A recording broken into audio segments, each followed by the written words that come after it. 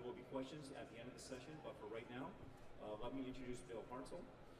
Bill is the Director of Strategic Execution at Catalent, and his presentation, delivering unique primary container closures for liquid medications. Bill. Good morning, and thank you again, Brian, for the introduction, and thank you for the opportunity today to speak to you today. So from our standpoint, it's really looking at technology and how do we leverage that technology to provide unique primary container closures to the market space. And ultimately the technology that we are looking to leverage is one that's behind it is blow-fill seal technology. This technology has been around for nearly 50 years in where and how it's been used. It primarily provides ophthalmic and respiratory type products. And ultimately the industry has talked about it and really genericized it enough and really limited it down to BFS, and that's where people have seen it, and that's what gets talked about.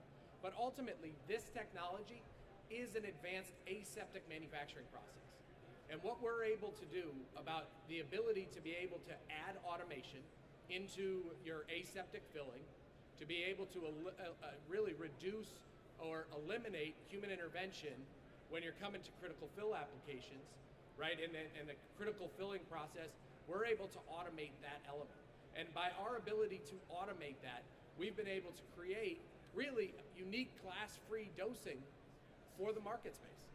And you're able to do this in a very, very efficient manner. So when you're thinking about your primary container closure and you're thinking about what are the things that we need to do, or can I make something unique, can I make something different, this process itself ensures the sterility side of it, where at the end of the day, we have an efficient manufacturing to be able to give that primary container closure design back to the innovator companies. And we can do all different types of things. And over the course of my presentation, we'll talk about leveraging the technology in the injectables market space, where and how we do that. Areas like in the oral delivery of pediatric medications, where and how we look at those types of things. And also where you do it from, really the next generation type products. And over the course of the next, 15 minutes, I'll really give the high level of the technology itself. So ultimately, the technology itself leverages and utilizes, one automated machine where we are able to form the container, we're able to fill it, and we're able to seal it, all within the confines of that machine. And you're able to do that in a very, very timely manner. So us to be able to do it, this is really what the process looks like on the inside. We basically are taking raw resin that comes in, from the outside. We have it go through a phase change, right? So we use high temperature and high pressures to melt that material. That then comes down and fills, at the end of the extruder, we make molten tubes of plastic. Those molten tubes of plastic then get filled they get molded into, your primary container. And I think really where the true brilliance of BFS came from is actually in the two-stage seal mold, right? And that's where, the founders of this don't get enough credit for their imagination, for their thinking, for the way that they put this together. But ultimately, we form the bottom of the container. That container rapidly cools on the bottom side, but the top part, right, is still molten. It's still left open, right? And that's where that two-stage comes in. So ultimately, you form the bottom of the container. That efficiently cools in about 2 seconds. Then you really move to our filling station, right? And from a filling standpoint, this is where that product is always under HEPA air. Your container closure is only exposed to that HEPA air for a matter of 2 seconds before that filling process takes place. Then we're able to, after the filling process is done, we have a ability to be able to leverage an isolator and insert multiple different things. You can insert something like a tip cap, right, to make eye drop bottles, or you can introduce a stopper, and that's done through a vacuum tube placed inside of that molten container, and everything is sealed up. So ultimately, that process takes place where we're making anywhere between 12 to 50 of those units in a matter of 12 seconds at a cycle. So when you talk about an efficient manufacturing process, what you can do, how you can do, that's where this technology can start to be leveraged, because not only is it giving you, an advanced aseptic procedure and way of filling that container, you're also able to very efficiently manufacture and make primary container closures. And this is really where I think the technology has its most vital element. And that really is the fact that primary container closure, we can do a lot of different ways of manufacturing that container. And at the end of the day, if you want multiple ports on that container, if you want it to be flat to fit in a better device, or you want this to be, insert, a different type of injection molded part, any of those kind of things, really that innovation is back to you, where we leverage the technology and our capabilities to be able to provide that product sterile day in and day out. And that's where this technology can use, and these are the different market spaces that you can potentially utilize the technology. And one of those main areas that's getting a lot of attention, especially when you start looking at the market space itself, the issues that are out there really on supply of injectable products. This is a technology that has a lot of interest in the market space because it truly drives at the root cause of the manufacturing challenges that are taking place in that market. And ultimately, it drives at the fact that we are able to drastically reduce particulates and foreign particulates. From a sterility assurance standpoint, we're able to drive out really that human intervention element. We're able to drive that part out. From a container closure integrity standpoint, these products are all 100% automatically leak detected. So when you're talking about the integrity of the container as it goes off the line, these types of elements really drive in, those the quality parts to be able to deliver, something that really minimizes the risk and the overall risk of the container itself. And really we do that in three primary ways, right? We're leveraging the engineering and controls that we have on there and automation. You are driving out a significant amount of variables that are taking place in the injectables market space, and also from our understanding and identifying really what those critical control parameters are on the process itself to be able to make sure that we're able to deliver a sterile, product day in and day out. So again, just looking at it from a high level standpoint, when you look at a traditional aseptic vial filling, we're able to drastically eliminate the glass management issue before. Remember, the container does not exist without the process starting. So we have no glass prep, we have no washing, we have no cleaning, those elements are eliminated, right? So there's even where you have a lot of risk. If you're even generating particulate or picking up particulate, all of that is gone. And we're able to do it in a space that is drastically reduced as well. So when you look at the footprint that you need for an aseptic line versus a BFS line, our Class A space is tied inside that machine. And that's really the place that it becomes our sacred ground. And again, if that place is ever breached, machine shuts down and we re-steam, re-sterilize, and we go back up, right? So that's where, from even a level of control standpoint, where BFS has significant advantages compared to traditional vial filling.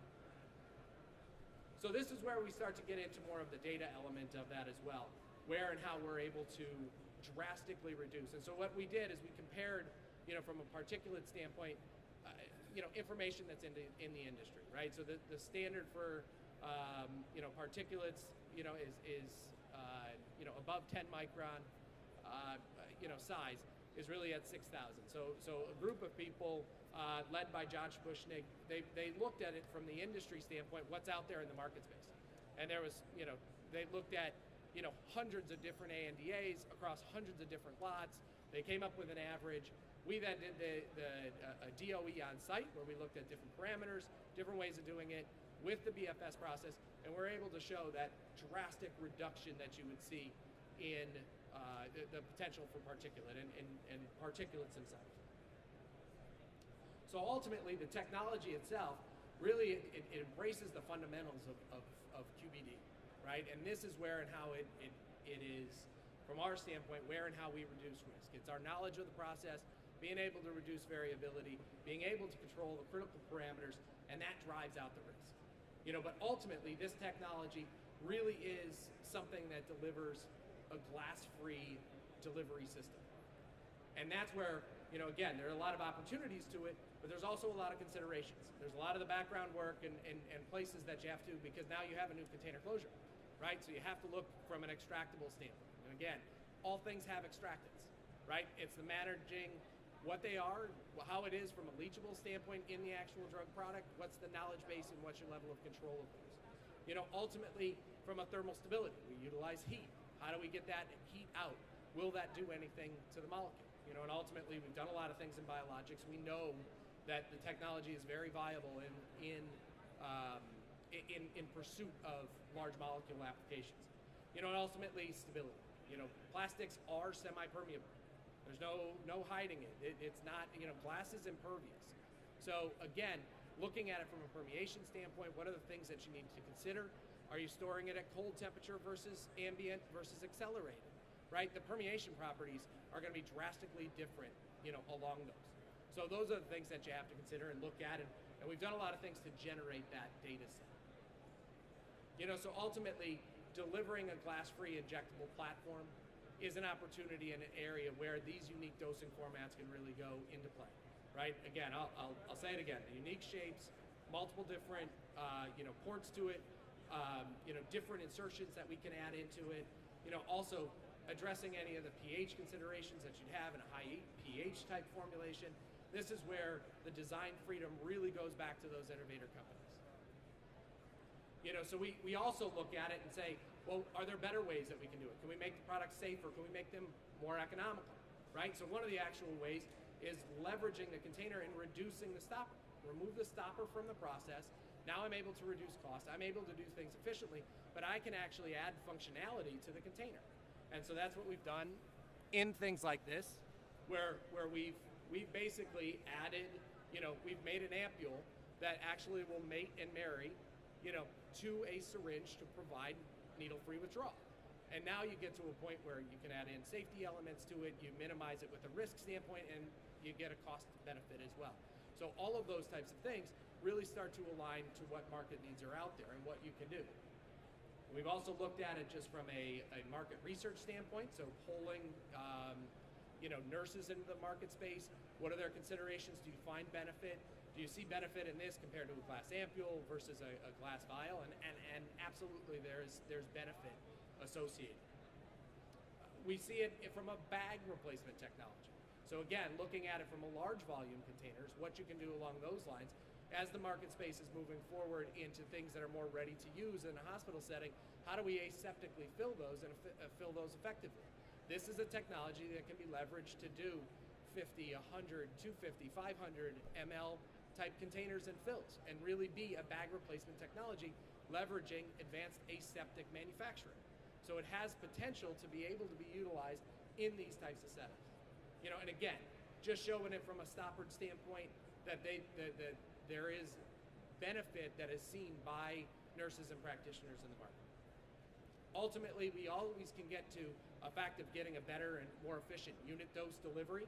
You can do it from an oral standpoint, delivering OTC type medications or different things, of really just getting to an efficient way of manufacturing unit dose delivery systems. And again, it really drives at that on-the-go type of approach. It drives at the safety elements of it, to have pre-filled, to have accurate type filling that you're able to do and really then deliver something in a convenient area. Again, when you're doing that from a pediatric standpoint, you do have to consider it from a weight-based standpoint. So you have to come up with a SKU strategy and a dosing strategy to make sure that you're not doing multiple container changes and container formations that can lead to be costly. So really just to kind of summarize all of it, right? When we're looking at it and we're looking at ways to innovate, ultimately I think Da Vinci says it best, is that in simplicity is your ultimate form of sophistication, right? And this technology really does drive and address from a very simplistic approach. We form the container, we fill the container, we seal the container, Very simple process, very efficient manner and way of doing it. But by doing that, we eliminate a lot of the variability that you'd find in traditional aseptic manufacturing. And by doing that, you really then have a more simplified approach, and you have a way that now you can take the primary container and leverage it in a patient-centric manner to be able to deliver medications to patients in the most efficient and convenient way for that patient to take the medication. So with that, I'm open to any questions. Absolutely, and that's a fantastic question about temperature resistance. And there's a lot of information that I can share with you as well. But ultimately, you've got about 180 degrees C is where the material is coming out of the extruder. That's really your resin melt temperature. At the point of filling, we're able to drastically cool. So the mold is actually actively cooling in it. What we've seen is that it's about a 23 degrees C is where you're filling. It is highly, highly dependent on the container design itself. So how thick your wall is really going to impact your heat capacity and how much heat then is actually transferred to the product. But ultimately, there's ways that you can actually design it and cool the containers down. You manage the upstream, you manage the bulk temperature, you keep that cold as we're going through the filling process. It goes in, and if you have the right container design, 23 degrees C you can manage to if you don't do anything different, and have more traditional wall thickness, you're about 40 degrees C. So that's kind of your range, is 40 degrees C, 23 degrees C is really the temperature impact that your product would have. If you look overseas, it's actually very well known, to utilize it, right? So if you look at the companies, B. Braun, for instance, great example, right? They leverage BFS to provide saline solutions, right? So it absolutely is prevalent. It's not here in the U.S. yet, right? So drug shortage is one of the things that's driving some of that and can open up those access because those aren't FDA-approved facilities. So, again, driving it here. But even if you go down south, right? So Mexico, companies like Pisa, right? They provide it day in and day out, right? And they leverage BFS just because it's a very efficient and effective manner of filling. So there are limitations, I believe, in. There's areas that definitely need to be explored more. Where you have limitations is in things where we're still time pressure fill, right? So, that's the basic mechanism behind it. From a container design standpoint, you really don't want long filling cycles, because at the end of the day, you've got a cold plastic down here and you've got molten plastic here. It's this interface that you can't create leakers. So if you have something, really above a liter of fill, it becomes more of a challenge, because now I've got, I'm really making a solidified container down here, and this is already starting to get solid. So there's where you have limitations.